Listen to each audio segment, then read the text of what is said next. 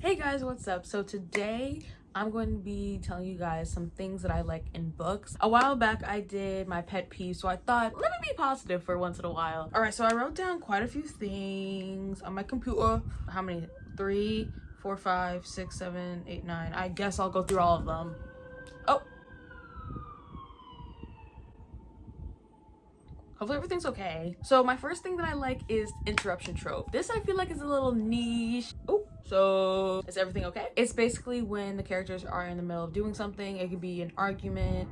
It could be doing something a little romantic, a little cute. It could be anything, and they get interrupted by someone. And yeah, I just love it because it startles them, and it's just like, oh my, like, where do we go from here? What's the next, how are we gonna approach this topic? How are we gonna approach this action? Like, what does this mean for the relationship? You know what I mean? It happens in a lot of books, and I feel like it's not like a thing, you know what I mean? It's not like a trope. People are like, who did this to you? My thing is interruption trope. Where am I being represented? Where's my representation? 2, this is the thing that I feel like is really liked across the board, which is short chapters. We all know, I actually have a short chapters recommendation video that I did a while back. I'm also working on another one. Representation. Short chapters are great. Just makes you feel like you're moving through the book quicker. Oh my god, I read Red, White, and Royal Blue recently.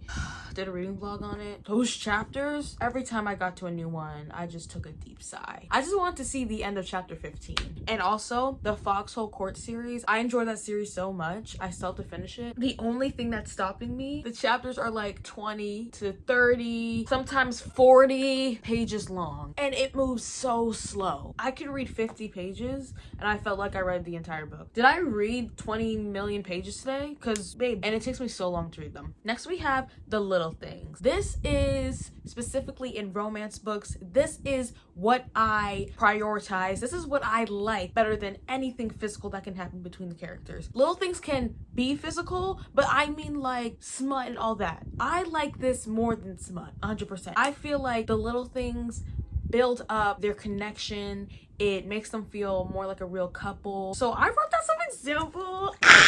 Hopefully you can see what I mean. In Fable, before Wes would answer Fable, whether it was in conversation or, you know, whatever, he would look over her. Not look at her. Look over her. There's a difference. Or he would meet her eyes and then he would respond. Every time I read that sentence, Wes looked over her. Did he? He met my eyes. Did he? I feel like he was so affectionate and so in awe of Fable and really loved her. Even like he said that, he expressed it verbally. His little actions he did, like before and after, you can tell that he really loved her. It felt like their love was off the page. Another one that belongs to Fable is when they're in public and the situation started to get tense, he would move closer to her. When he felt like an enemy was afoot, he would pull her closer. He would step in front of her, arms crossed, ready for battle. I can't ask for anything more. I can't expect for anything more. And one of my favorite books, Marriage for One. Oh wait, I don't know if this is a spoiler. If you want to read Marriage for One, don't listen. Skip to this time frame. In Marriage for One, when Rose was getting her MRI, she's very claustrophobic. So when she was getting it, she was obviously anxious. She was obviously scared. And the reason for getting the MRI is also a scary thing. She's sick. She's sick. And Jack was right there with her while she was getting the MRI, holding her ankle. Bitch, are we serious? Holding her foot. And then after the MRI, she was in distress. Obviously, she was in distress. She was crying. They went into that room and he was just holding her. He was just holding her for as long as she needed and then carried her out of the office. I'm actually jumping off a bridge. Are you serious? I'm actually jumping off a bridge. Once my feet hit the water, I'm going to bounce back up onto the bridge and read that scene over. And People With Me on Vacation, the inside jokes between Poppy and Alex, Terms of Inheritance, Oaxaca and Clementine's walks on the beach, the gifts he would get her in that specific orange color, asking when he can try her desserts. Those are like the little things that I feel like make up the relationship and are much better than any smut scene I could ever read. The next thing that I like in books are plot twists and cliffhangers. I know a lot of people don't like cliffhangers. Why? I don't get it. If you don't like cliffhangers, please let me know in the comments down below because I would really like to know. I love them because, babe, I like to have fun. Like, I like getting to that last page and being like, no way. Closing the book, flabbergasted. I'm shocked. I'm surprised. I might even be frustrated a little bit. And then that anticipation of wanting to read the next one, that's so much fun. That's an experience. I love it. And like, you want to find out what happens next. You have all these theories. Like, it's a good time. And plot twist as well. Even if I do see it coming, if I do see the plot twist coming and maybe I even predicted it, babe, I'm smart. I get it. I know it. I wrote the book actually. And then if I don't get it and it sideswipes me, babe, I'm gassed, I'm shocked, I'm left on the edge of my seat. I'm actually off the seat because the plot twist literally blew me 20 feet forward. And like, I love having fun. And then I wrote down some tropes that I like. I just did a ranking romance tropes video, but I'm gonna list some of my favorites. So we have marriage and convenience. Duh, like, stop, like, you guys know this already. Like, we don't need to say that, and nothing else needs to be said. Marriage for one, terms of inheritance, terms and conditions, the co-opt. The Sweets of Living is kind of arranged marriage, marriage and convenience, because my next trope that I like is arranged marriage. There's just something about it. I love the forced proximity. How could I forget the wall of Winnipeg in me? I almost, wow, I literally deserve the guillotine. Are we serious? Babe, that actually made me physically sick that I almost forgot about that. What was I even saying? Oh, I like those tropes because the forced proximity. You're married. You have to be together. You have to be husband and wife. Bonus points if they actually get married. Because when I was on Wattpad, and just other books, why aren't we getting married? This isn't a marriage of convenience. It's in the name. Why isn't there a wedding? 20 extra million bonus points if there's a honeymoon. If there's a honeymoon, I want them to be enemies. Or just not agree with, I don't want them to be in love yet. I want a wedding. I want them to move in with each other. I want them to live life as husband and wife. I don't want an engagement. No. I want actual marriage. That is your husband, that is your wife. Thank you. Next one we have enemies to lovers, but specifically in fantasy, because I want them to actually hate each other. I want them to have a full-on hatred. I hate this man, I hate this woman, but y'all fell in love. I love it. Second chance, but it needs to be dramatic. I want mess, but like, I don't want too much mess and dramatics that it's like, you guys shouldn't be together. It needs to work. And that's why second chance for me is like hit or miss, because it doesn't work all the time. A good one is when they're divorced. That creates mess. They're divorced and they have a child. And within the second chance, or just in general, I need we can't be doing this. We shouldn't be doing this. Oh, wait, guys, I need that scene where they're like, we shouldn't be doing this. And then they continue and then they get interrupted. No. I need them to be angry. I need them to be mad at each other, right? They're arguing, it's tensions flowing, but there's passion, right? They start kissing, but they just have that argument. So it's all this like tense passion, whatever, right? They're like, we shouldn't be doing this. Then they get interrupted. 5 star. Hey, what? 5 star. Hey, what?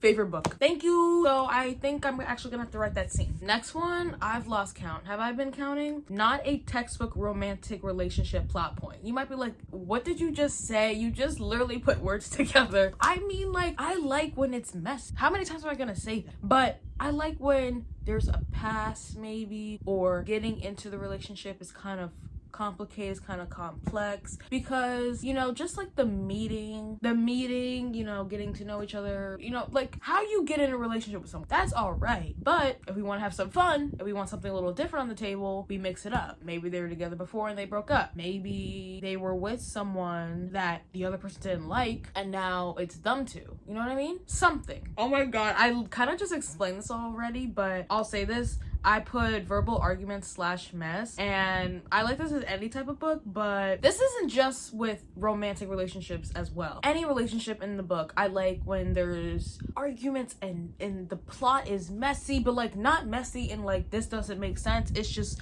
very complex, and there's just all these different elements in the book that's making things chaotic, kind of, right? Fable's a good one, where the relationship Fable has with her dad is very how do you say, not typical, nothing I've ever seen before. The Mal, Alina, Nikolai, and Zoya square kind of thing that's happening in Shadow and Bone. Yeah. Siege and Storm and Ruin and Rising, I have nothing bad to say. And then also in Six of Crows, Matthias is a witch hunter and Nina is a witch. And they're falling in love. Next, we have a good atmospheric setting. I like when it's so good and the setting and the descriptions I just get it. It's like visceral. It feels like I'm there in the book. The author makes the setting a character. Yeah.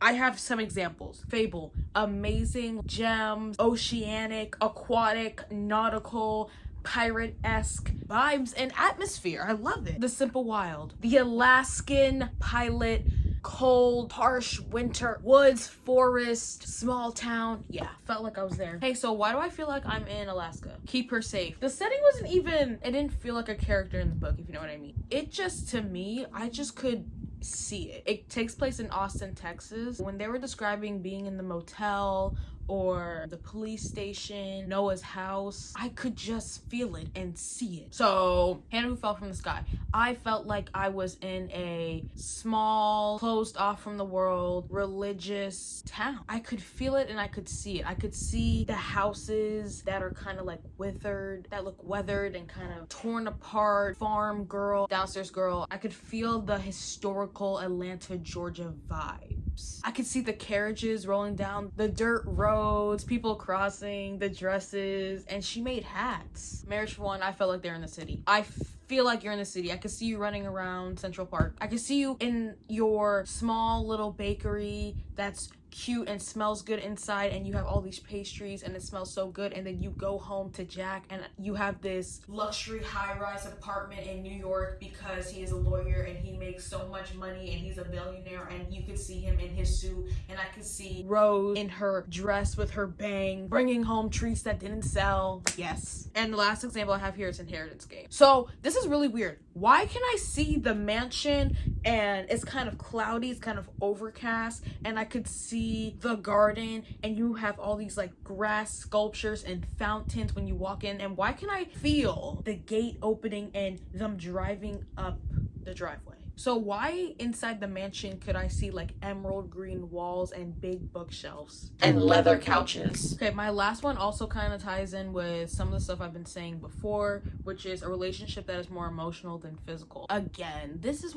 this is the best kind of romances in my opinion, and that's what I search for. I love when the author does such a good job caring and describing and just building up the characters' relationship with each other that it feels so real and emotional.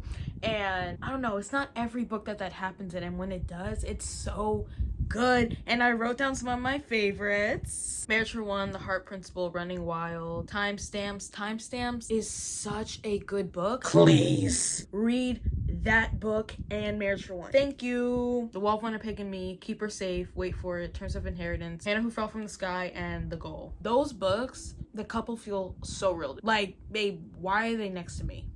Hey, wait. So why did I just see Dallas and Diana walking down the street? Hey, that's weird. Why did I just see Tyler and Marie from Running Wild making snow cones? So that's going to be the end. Things that I like in books. I hope you guys enjoy this. Let me know some of the things you guys like in books, whether it's tropes, just little niche little things that maybe the person next to you won't freaking like or even think about. Let me know. Let me know how you feel about stuff I like, and if I should do more videos like this. And I will see you guys next time with a new video.